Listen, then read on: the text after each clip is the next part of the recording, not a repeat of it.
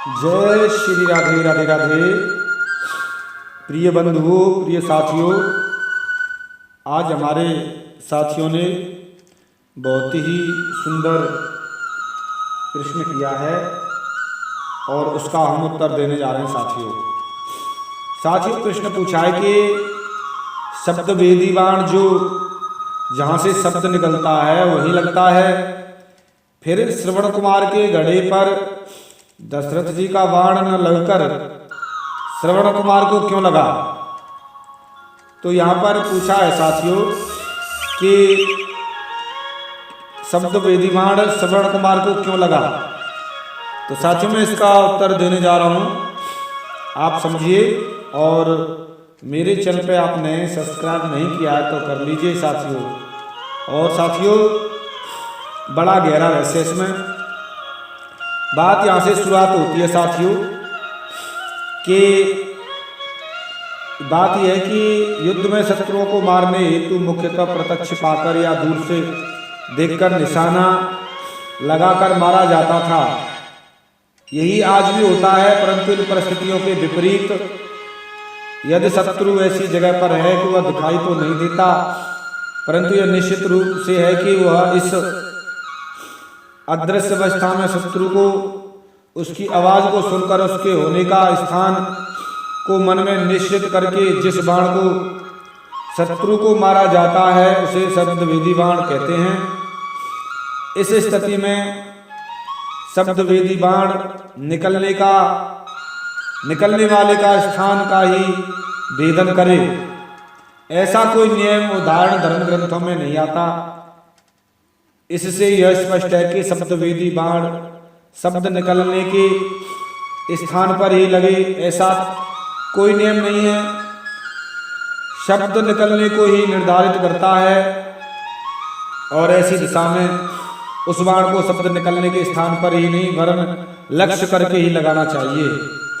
ठीक इसी प्रकार श्रवण कुमार के हृदय में जो बाण लगा वह बाण तो शब्द वेदी, परंतु उसका लक्ष्य वह व्यक्ति अथवा पशु या जिसकी शंका में महाराज दशरथ ने शब्द वेदी बाण चलाया था, न कि उसका लक्ष्य शब्द निकलने वाला स्थान था।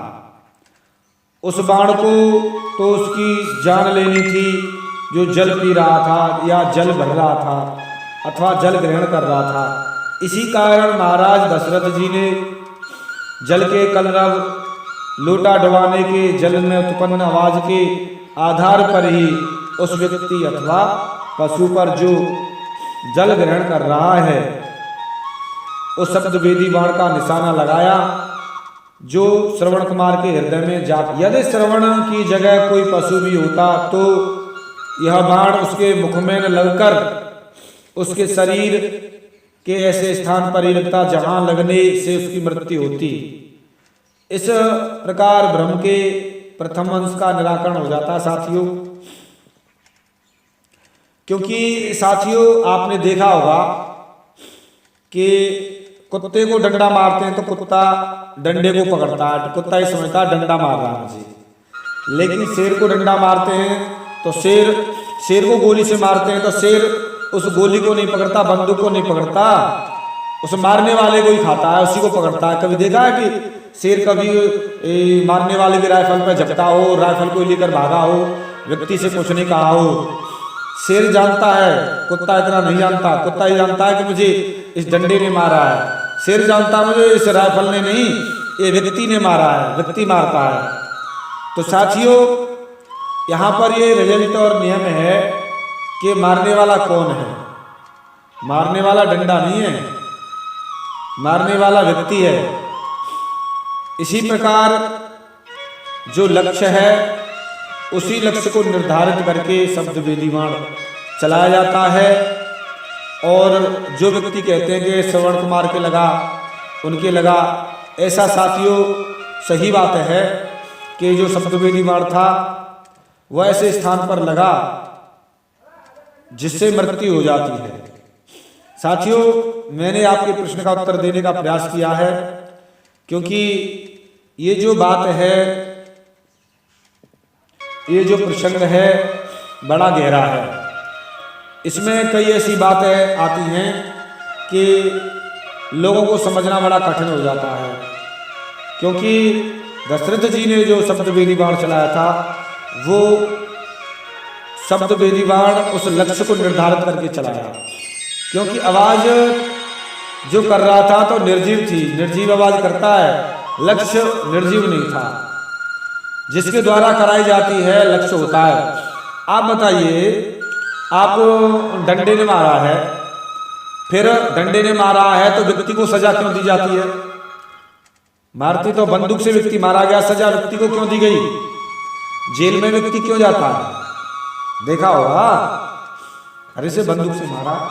लेकिन ऐसा निर्धारित किया जाता है कि जिस व्यक्ति से मारा जाता है उसी को लक्ष्य करके सजा सुनाई है, और सजा उसके अनुसार वो सही है, क्योंकि वस्तु कारण नहीं होती, व्यक्ति कारण होता है। वस्तु का इसमें कोई कारण रोल नहीं होता। तो साथियों, यहाँ पर वस्तु रोल नहीं है, व्यक्ति है।